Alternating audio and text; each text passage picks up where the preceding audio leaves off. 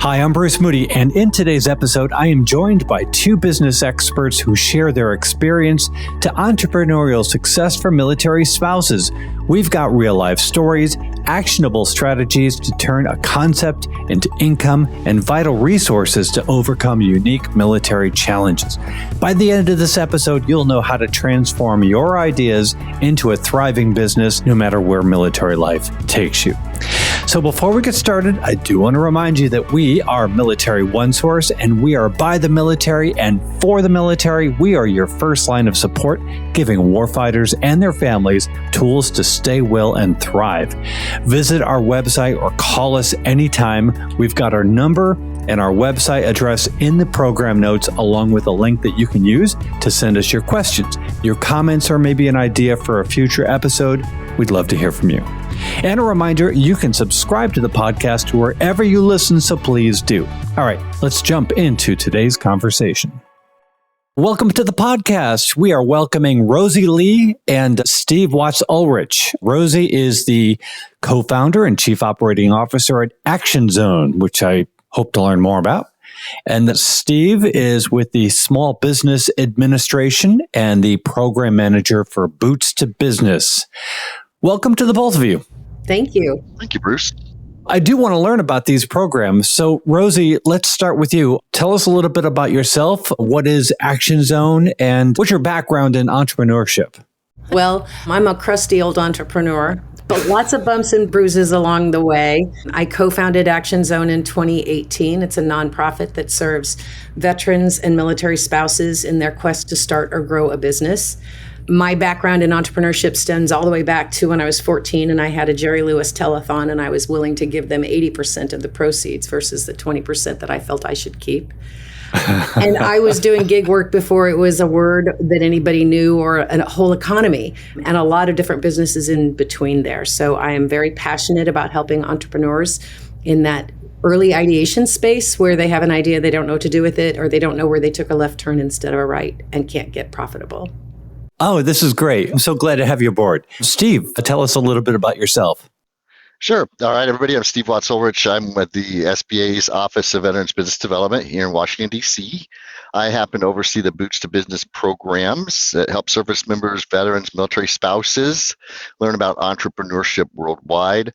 I've been in the SBA ecosystem since 2016. I was a Boots to Business instructor, Veterans Business Outreach Center director, VP of Military Contracting Programs, and then came to this role in DC just last August. So I've been here just over a year now. On the entrepreneurial side, I've ran my own law firm for over 8 years. I happen to be an AASBC certified business advisor. And I just recently opened, a smaller plug here, my own mediation practice. I don't do it during government business hours, I promise. So the taxpayers out there, you're not paying me to run my business. And so that's what I do. But those experiences, I feel like, give me some policy and hands-on perspective when it comes to helping entrepreneurs succeed. And I also happen to be a very proud Air Force veteran. There we go. This is the conversation we want to have. Why do you think that entrepreneurship is such a strong path, specifically for military spouses? I'm a veteran spouse, so I'm in that military spouse community. I think it's really critical for especially active duty military spouses to create businesses that are remote and portable while they're still navigating this minefield of all of their responsibilities in being a military spouse. And while the prevalence of remote opportunities for them to be employees elsewhere is so much greater these days than it was before 2020, the freedom to have their own business, to move with them, to manage around their family, around their other responsibilities is just critical for their mental health, if nothing else. It does sound like, from what you're saying, there are new pathways or new things that are just making it easier. But what are some of the barriers that military spouses continue to face when they're trying to start a business? I can hop in on that one. Please. Yeah. I would concur with what Rosie just said about the military spouse and why it's such a great opportunity for them. And I really like the emotional and the financial security pieces of it. But, there's a lot of common barriers, right, when starting a business. And one of the big ones is access to capital. There's a fear of irregular income. Military spouses, there's frequent relocations. They have credentialing and licensing issues. limited networking opportunities. There's disruption in professional and personal lives. And then, of course, sometimes if there's children, it's finding reliable childcare, dealing with legal and tax complexities. And then there's always those perceptions and stigma that are still out there, unfortunately, surrounding being a military spouse and even being a military spouse entrepreneur. So some of the stuff the SBA can do to help overcome these hurdles is we've got a really extensive network of resource partners and approved lending institutions, provide specialized training, mentoring, no-cost business counseling tailored for military spouses. And some of these are through the Veterans Business Outreach Centers, VBOCs, Small Business Development Centers, or SBDCs, SCORE, Women's Business Centers, and then other resource partners out there. And so what these spouses can do to leverage their unique skill set and leverage their community and these resource partners to take that next step and overcome those barriers. That was all really great stuff, Steve. I'd like to foot stomp one of those, and that is connections and resources. Because the military community is carefully ensconced within themselves, they depend on themselves. Every man is helping every other man, and the military spouses are all, working together in most cases. They don't have a lot of connections outside that community, and that's critical when you're starting a business or you're looking for a job. It wouldn't matter either one. And so when they are able to find ways through some of the things that Steve mentioned with the networking and the resources and the connections, that certainly increases their success rate in both job hunting and in entrepreneurship. Rosie, I really appreciate you saying that. If somebody has a business idea, but maybe they're not sure where to begin, what are the steps that you generally recommend? Well, the first thing I tell them to do is to figure out if there's even a need for this thing, whether it's a product or a service. Usually we start businesses by seeing a problem in the marketplace or a challenge that we ourselves have had, and we think to ourselves, I can fix this for everybody else. But sometimes that clouds your thinking. So my very first thing I say to everybody is, what have you done to find out if this is really a gap in services, if there's really a need out there? And then after they have established that that's the case, I try to get them from idea to invoice. The tools that I use of choice are guiding them through the business model canvas and the value proposition canvas. And then I help them develop an MVP, a minimum viable product, so they can get out there and test it and really hear from customers. And then help them develop a strategy map for where they're going to go next, how they're going to take what they've learned so far and get it to market and then beyond. That is a really interesting concept, going from idea to invoice. I really appreciate you spelling that out. Steve, when people are in those early moments of having an idea, and specifically, let's talk about military spouses, how do you help them determine if an idea has some potential viability to it? Talk about foot stomping, Rosie. I'll foot stomp on your business model canvas. Yeah, how do you find out if there are billable hours at the other end of the process? Those are sure exciting but overwhelming times, right, for a military spouse or anybody thinking about starting a business. So how we at the U.S. Small Business Administration here, one of our key resources is the Military Spouse Pathway to Business program. And it's a one-day high-level introduction entrepreneurship workshop. It's very similar to the Boots to Business training. It's done free. It's usually online. We even have a self-paced version of this that they can take. And we touch on that business model canvas in the class. But then after the spouse completes that class, they're eligible to take a 6-week follow-on course called Revenue Readiness, where they really expand on the business model canvas, and they will make you go out and talk to people about your business idea to see if it's feasible and sustainable, and if there's a market out there to get to that invoicing point that Rosie mentioned. And so we do that. Then we do the handoff from there. They're handed off to a Veterans Business Outreach Center or other resource partner who continues to help that person along their entrepreneurial journey. And one thing I didn't mention that I think is really crucial and nice for military spouses and veterans, working with these resource partners, they're nationwide. And in fact, we even have a VBOC in Puerto Rico now, one that covers Guam as well. And so if a military spouse happens to be in New Mexico right now working on their business and then they relocate to another state or even overseas, they can still work with either the VBOC they started with or another one in the state they happen to go to. And so everything gets handed off. They don't have to reinvent the wheel and start over. And it's the same with the other resource partners. They're nationwide and they work really well together to support the small business owners as they get from idea, and I love that, Rosie, to invoice. I have a question for the both of you. I want to go back to something that Steve had said, which is part of what you make the spouses do is to get up and talk about their idea. Now, how important is that? Do you find that people hesitate to say their idea out loud at first? What does that look like to you? Yeah, people do hesitate, and it's not just military spouses. They have a fear of failure or worry that others are going to think their idea is dumb. And sometimes there's people like, if I speak this into existence and then I try and I fail, then I myself am a failure. And so things to do is offer some reassurance, provide a judgment-free zone. And that's one thing I will emphasize when we're in class with Boots to Business, the military spouse pathway to business class, any of those. We're very cautious. There's no criticism of other people's ideas in that point. People are there to speak them into existence. And then again, I'm touching back, to get people comfortable, that non-judgmental space, and then to start exploring the ideas. And maybe it's a lack of confidence. Will this work?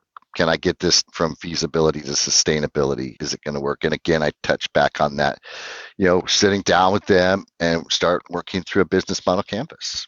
Rosie, I want to hear your take on this because it does seem that this is like a really critical moment in the process. We're going to start a marching band here, Steve, with all the foot stomping you and I are doing. All right. Yeah. Fear is such a huge weight for all people, for all reasons.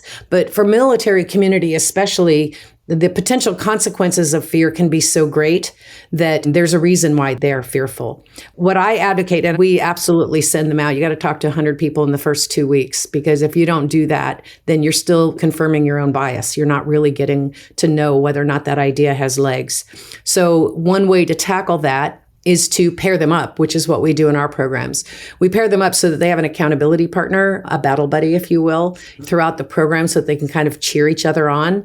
We're very intentional about how we pair them together. We don't want two introverts at one table. Oh, no. Well, she said she was going to do it and she didn't, but I didn't do it either. So, but I think in my experience, the way that we teach business model canvas, which is intensive, that's all we do in that first program is business model, all 9 blocks of it, plus the strategy around each one of them. So they get more comfortable with the idea of things and how the pieces fit together. And that battles a lot of the fear. So they're actually eager at that point to go out and see if what they think is true is actually true. And once they know that they can validate that or find out that it's not valid and they need to make some adjustments, then their confidence grows. Every step along that path, every one of the 8 weeks, gives them a little bit more of that confidence so that the fear erodes and they become more excited to see if this is going to work. And when they find something that doesn't, it's not the end of the world, and they see that it's not the end of the world.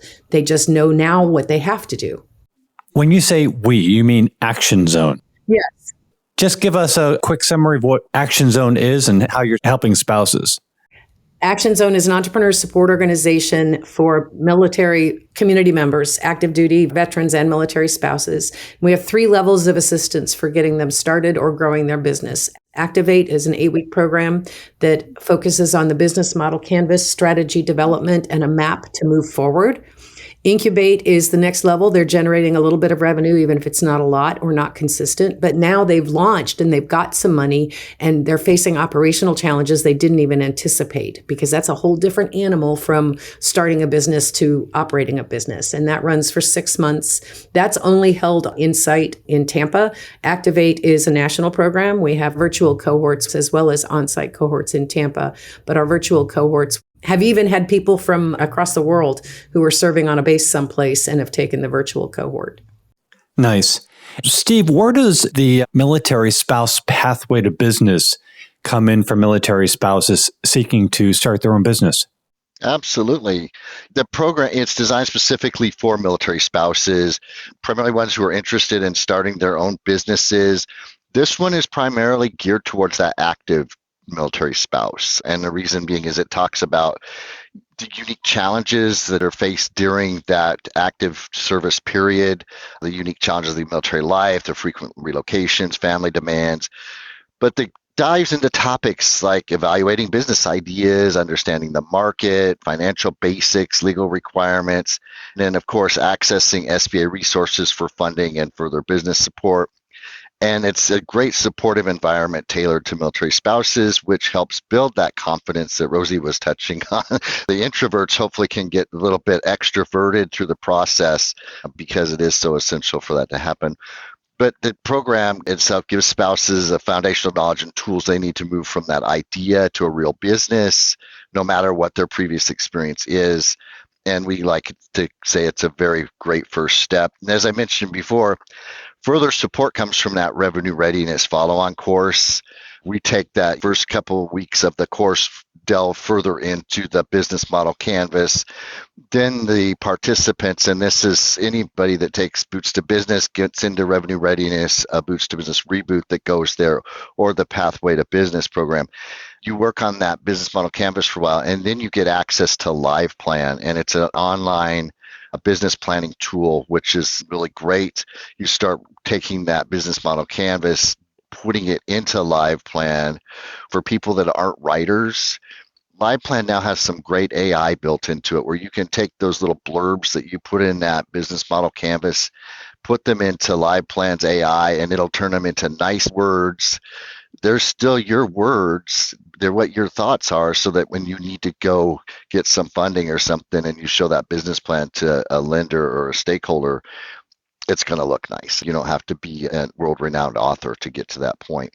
And then, as I mentioned earlier, too, once they graduate revenue readiness, they're handed off, a warm handoff to primarily veterans business outreach centers, take that Live Plan right along with them, and continue to work along until they're ready to take the next step in their business. I should note that we're covering a lot of stuff here.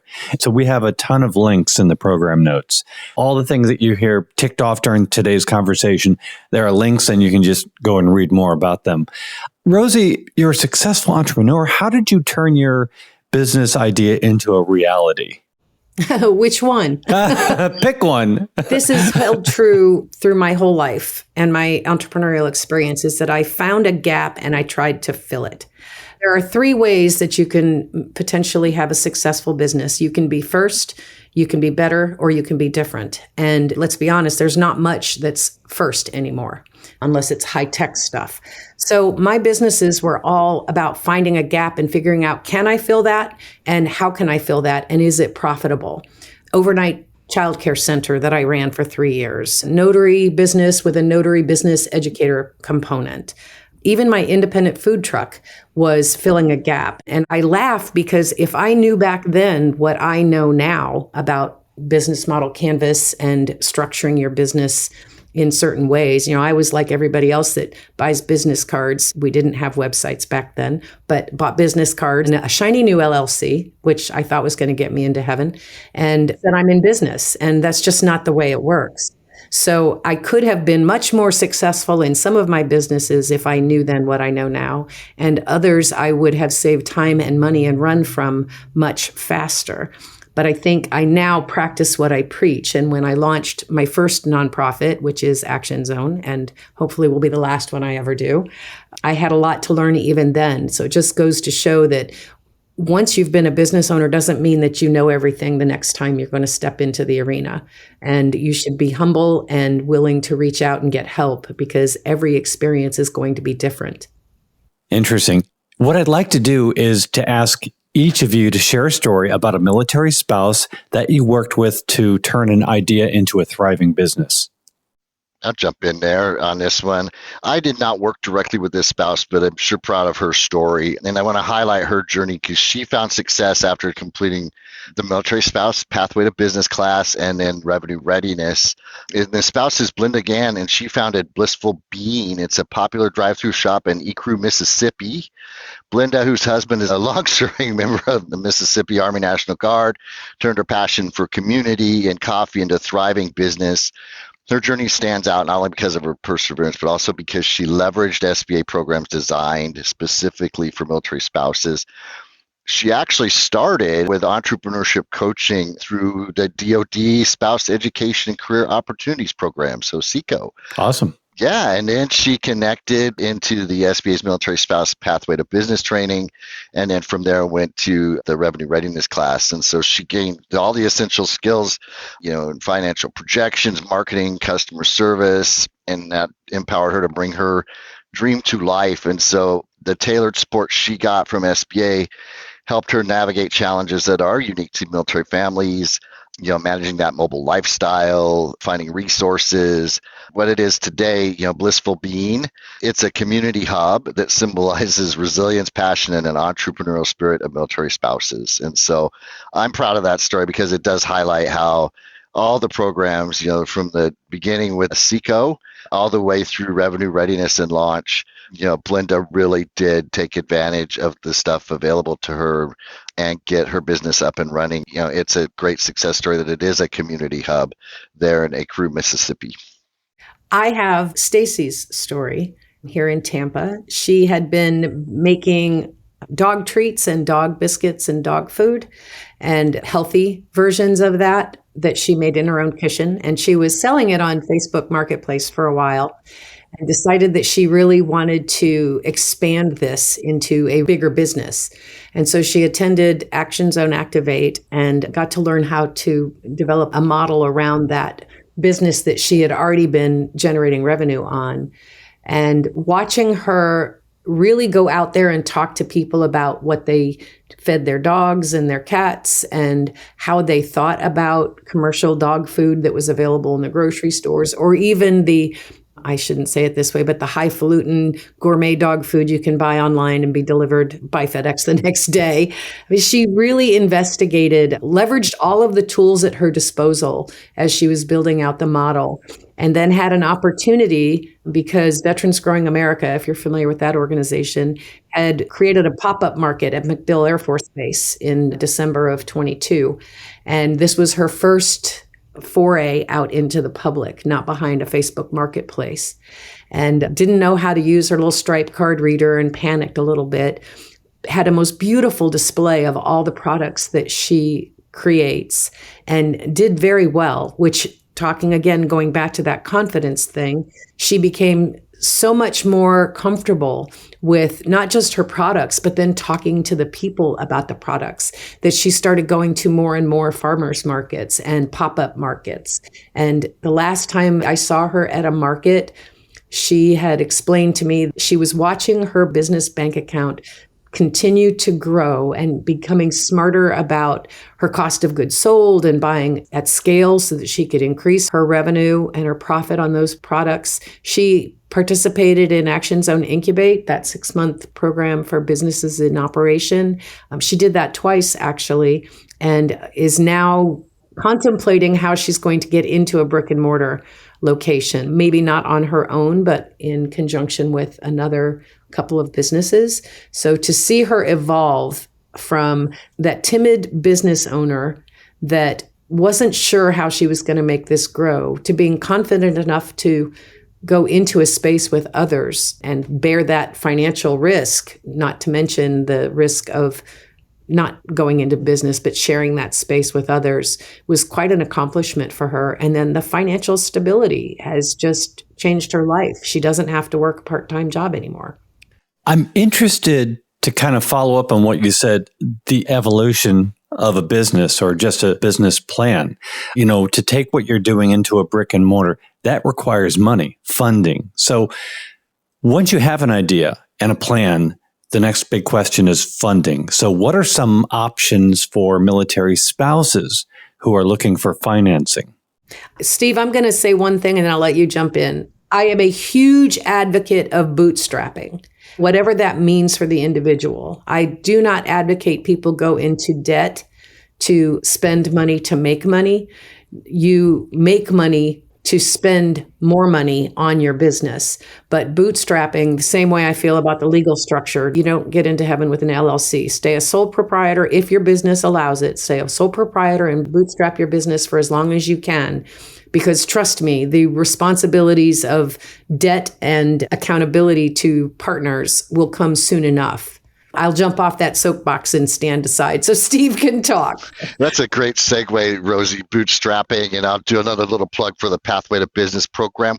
We talk about bootstrapping in the Financing Your Business module as one strong way, because honestly, average cost to start a small business is far less. You hear ranges from $5,000 to $15,000 average. You got to factor all the businesses that start nationwide.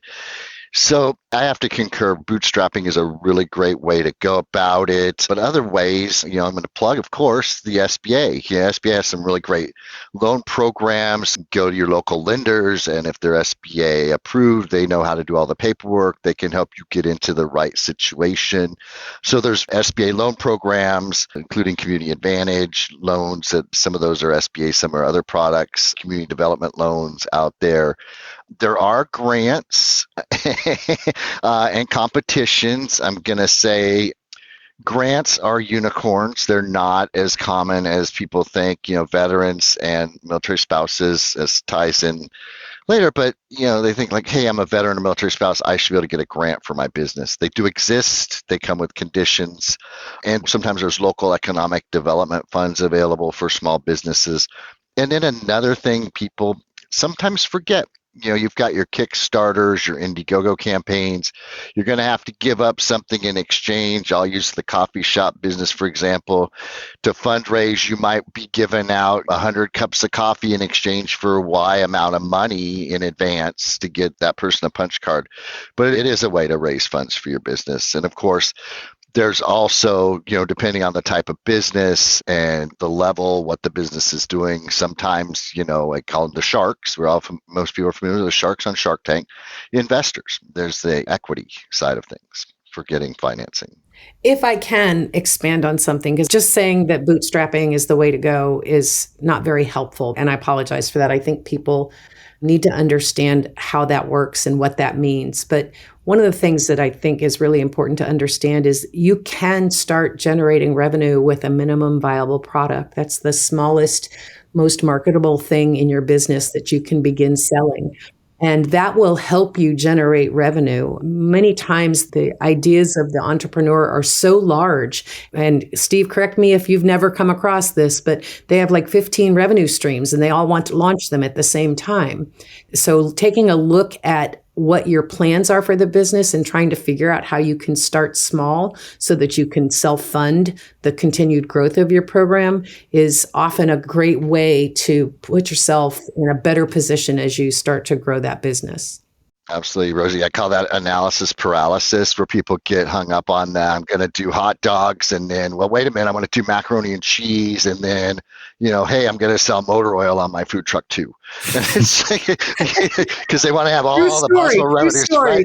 Yeah, it's right. And so, yes, exactly. Launch something to get that revenue coming in, and then you can hopefully self-fund from there and get to the motor oil if you really think you're going to be able to sell it on your food truck. Yeah.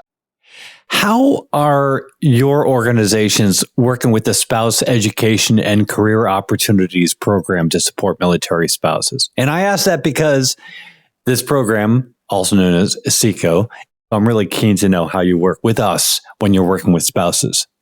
Historically, right, I can say that the SBA and the resource partners, I know when I was in the Washington State, for example, in the field, I was working locally with the folks on the ground, with SECO. It tends to be an ad hoc, more of an official collaboration. There's nothing in writing per se, but accepting the referrals, helping each other, informal conversations of maybe how to help an individual client without violating anybody's confidentialities, speaking in the abstract, and then getting referrals, into the SBA Resource Partner Network to help these folks, just like Blenda. Go right back to Blenda and getting her situation from being a SECO participant all the way up to making revenue at her Blissful Bean coffee shop. Rosie? I agree with the informal referrals. A lot of what happens behind the scenes to get people from where they are to where they need to be is the connections that we, Steve's organization, and it's because we've created the network to be able to find the referral sources for the reasons that they need those things. Nothing formal, just, yes, I was referred by, and can you help me? And of course we can. Are there any other resources that we haven't talked about that you want to recommend to entrepreneurial military spouses? Absolutely. I think that wherever you are in the United States, you need to look to see if your local government has an entrepreneur center. I told you at the very beginning, I'm a crusty old broad that's been doing entrepreneurship for a lot of years, and the word entrepreneur was never really used. And resources were, really? You want something? Go find it yourself, girl. Find out what your counties or your local city governments have. Go to the SBA, go to the SBDC, and look on meetups and Eventbrites and become a part of the network. Find out where other entrepreneurs are meeting, whether they're in your line of business or the industry you're thinking of entering or not. Get connected, because those are the people that already know where the resources are and they can help connect you too. So don't underestimate networking. So when you're working with military spouses, you're working with military families. From where you sit, from your engagement with these military spouses and the families, are you able to see evidence that the service members may be better able to focus on the mission because of entrepreneurship and the support that a military spouse gets in developing a business? I've heard this before. He was part of a Boeing Global Engagement program, and he came out of the military pretty high level. I forget what his ultimate rank was, but he was high ranking. And the comment he made was talking about support for military spouses and financial security for the military family. And if you have a service member, whether they're deployed or not, they could just be locally on a base and they're working on something that's crucial to the military defense system, right? But their mind is not on the mission because they're worried about their family not being able to pay their bills. Maybe they're, the car's broken down, or they're worried the kids are going to have enough food to eat. Or maybe they're getting ready to get evicted. We don't know all the things that can be going on. So if you can remove that element, right, and provide the peace of mind, and not to mention, and Rosie, you touched on this earlier, right, that good feeling of self-confidence a military spouse will have when they're doing their own thing. That brings peace and harmony to the house too. And again, your service member now has more peace and harmony at the house. There's financial security. Their mind is more on the mission when it needs to be on the mission.